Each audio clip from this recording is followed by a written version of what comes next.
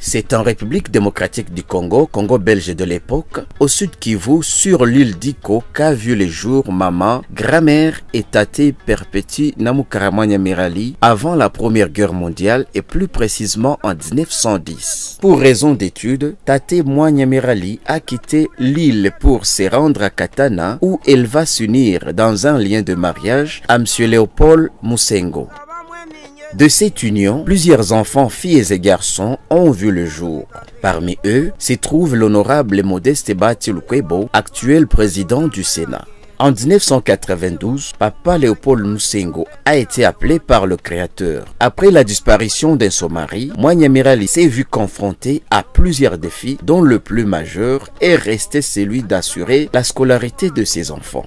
Cette dame connue pour son sens des partages, sa maison était considérée comme un lieu de pèlerinage à cause de sa générosité.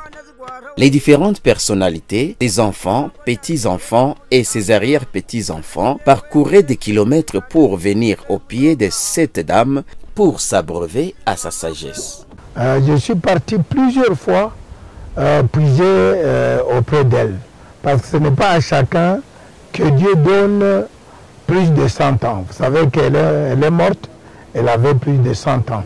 Et j'avais découvert en elle une femme vraiment exceptionnelle. Elle avait une bonté, une générosité sans limite. Et j'avais constaté également, ce n'est pas pour rien que Dieu lui a donné plus de 100 ans, c'est une femme qui aimait beaucoup Jésus-Christ, qui aimait beaucoup Dieu. Et c'est pour cela, même quand elle était malade à l'hôpital de la Fomilac, j'ai fait plusieurs voyages. Et les tout derniers jours, quand elle m'a vu, on a causé un tout petit peu, et elle m'a même dit, partez dans la paix du Christ. La Tate, c'était un modèle. Elle m'a appris beaucoup de choses, je dois imiter son exemple. C'est-à-dire, même quand vous la voyez, elle était tout le temps entourée de plusieurs dames. Perpétue Nyamirali ne cessait de soutenir son fils Modeste Bahati Lukwebo dans son combat politique. Son militantisme était débordant et visible par le port quasi permanent des couleurs de l'AFDC dont son fils est l'autorité morale. Fervente chrétienne catholique, Nyamirali est resté fidèle à Dieu jusqu'à son dernier jour.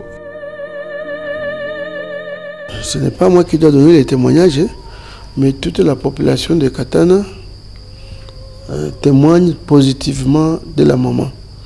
Moi, n'en parlons pas. Avec l'âge par lequel elle rentre auprès du Père, nous croyons que c'est vraiment une grande bénédiction. Je pense que c'est la personne qui était la plus âgée du Bushi. Dieu lui a donné la chance de vivre longtemps et elle est partie dans la grande lucidité. Elle reconnaissait tout ce qui passait la voir.